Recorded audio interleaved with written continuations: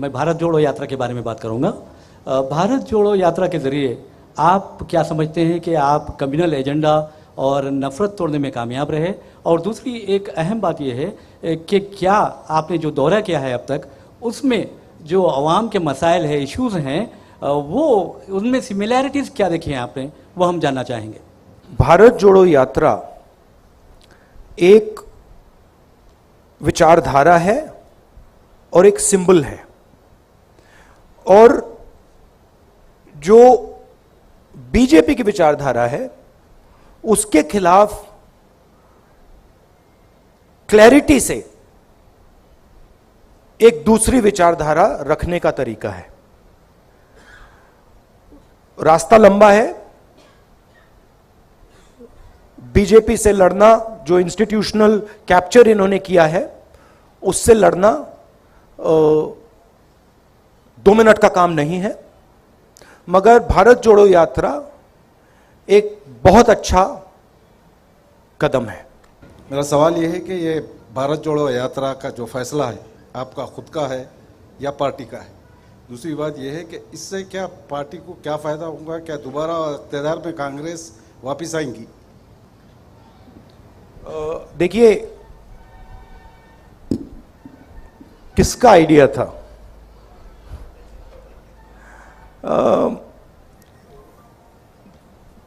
General discussion चल रहा था। बहुत साल पहले मैं यात्रा करना चाहता था, बट उस टाइम कोविड आ गया, फिर थोड़ा यात्रा करना मतलब मुश्किल हो गया, तो फिर हमने उसको एक तरीके से पोस्टपोन कर दिया था। और फिर मेरी माइंड में था कि मैं पर्सनली हिंदुस्तान में पैदल चलना चाहता था, और मेरे माइंड में था। और फिर कांग्रेस पार्टी के भी 2-3 लोगों ने यह सुझाव दिया। तो अब मेरे माइंड में पहले आया या उनके माइंड में पहले आया, मालूम नहीं। आप ही के माइंड में पहले आया राहुल जी। एक्चुअली सच बोलूं तो पहली बार जब मैंने ये सोचा था, मैं 25-26 साल का था। उस टाइम मैं पॉलिटिक्स में भी नहीं था, बट उस टाइम मैं नहीं कर पाया। तो मैंने सोचा कि अंदर ये डिजायर तो था, और मुझे काफी अच्छा लग रहा है। मेरे लिए ये जरूर ये बीजेपी से, आरएसएस से लड़ने का तरीका है, राजनीतिक तरीका है, और उससे कांग्रेस पार्टी को फायदा होगा। मगर मेरे लिए ये पर्सनल जर्नी भी है, तो मुझे बहुत सीखने को मिल रहा है। हिंदुस्तान के बारे में काफ़ी समझने को मिल रहा है। जो तेलंगाना की आपने बात कही, तेलंगाना में कांग्रेस पार्टी चुनाव जीतेगी। हम मिलके लड़ेंगे, एक साथ लड़ेंगे, और जो हमारा जो फाउंडेशनल आइडिया है, विचारधारा है, उसको डिफेंड करने के लिए लड़ेंगे। राहुल जी, आप कहते हैं कि टीआरएस के साथ कोई गठबंधन नहीं होगा, लेकिन आपके ही कुछ सहयोगी जैसे नीतीश कुमार हैं, जिनके साथ आप बिहार में सरकार चला रहे हैं, वो स्वागत करते हैं जब केसीआर पटना जाते हैं और एक राष्ट्रीय फ्रंट बनाने की बातें होती हैं, जिसमें कि वो मुख्यमंत्री शामिल होते हैं जिनकी सरकार में आप शामिल हैं।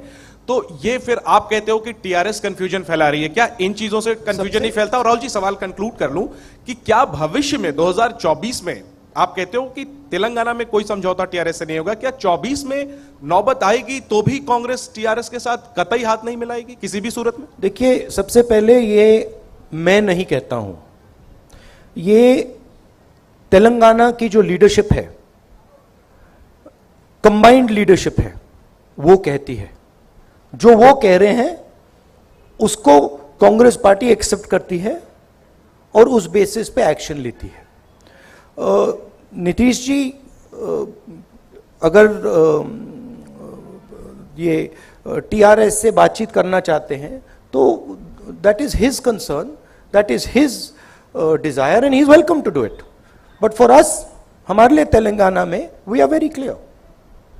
We cannot stand with the corruption, the approach and the attitude of the TRS. The TRS is looting the people of Telangana.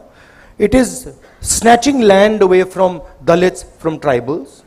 It is destroying the education system. It is privatizing the education system. We are diametrically opposed to everything they're doing. Rahul ji, कल जो जानकारी हमको जैसी मिली है कि कल जो ये यात्रा है शाम को चार मीनार के पास रहेगी, वैसी साहब रिप्रेजेंट करते हैं उस लोकसभा को, लोकसभा में भी आपके साथी हैं।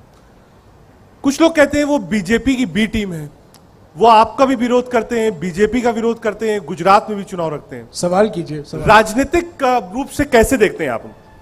देखिए, जब राजीव गांधी जी ने सद्भावना यात्रा की थी, चार मीनार से उन्होंने शुरू की थी। That is the logic that we are following. Sir, yesterday's कल के इंसिडेंट में, मोरबी केबल ब्रिज इंसिडेंट में 134 लोग की मृत्यु के कौन जिम्मेदार है? आप किसको जिम्मेदार ठहराते हैं गुजरात में जो इंसिडेंट हुआ उसको? I don't want to politicize this incident. People have died here. It is disrespectful for them to politicize this incident, so I'm not going to do it. हाँ जी विक्रांत जी। I've answered you clearly. Vikrant ji, I'm not going to politicize it. Rahul ji, एक आपकी यात्रा चल रही है, चर्चा का विषय है, लेकिन जो अपोजिशन है, चाहे वो आम आदमी पार्टी हो या भारतीय जनता पार्टी हो, वो लगातार ये बात कह रहे हैं कि गुजरात में 27 सालों से कांग्रेस नहीं है, मौका हमको दे दो। ये आप कह रही है और भाजपा कह रही है कि राहुल गांधी वहां है क्योंकि उनको लगता नहीं है कि यहां जीत पाएंगे। तो गुजरात चुनाव को लेकर आपकी राजनीतिक स्थिति क्या है, आपकी पार्टी की स्थिति क्या है? गुजरात चुनाव में कांग्रेस पार्टी बहुत इफेक्टिवली लड़ रही है और गुजरात चुनाव को कांग्रेस पार्टी गुजरात में जीतेगी। बहुत भारी एंटी इनकम्बेंसी है और जो आम आदमी पार्टी का है पूरा हवा में है, ग्राउंड पे कुछ नहीं है। आप मीडिया का मतलब वहाँ से वो फंडिंग करते हैं, दिल्ली से एडवर्टाइजिंग करते हैं, तो हवा बना रखा है। But Congress party is a solid party in Gujarat. Congress party is going to win the election. Bharat Jodo Yatra चल रहा है, इसमें हम एक मैसेज देने की कोशिश कर रहे हैं और हम इस मैसेज से डिस्ट्रैक्ट नहीं होना चाहते हैं। मगर गुजरात का चुनाव, हिमाचल के चुनाव के बारे में हमारा डिस्कशन चलेगा। Kharge ji is the president of the party, he will decide how I am to be utilised.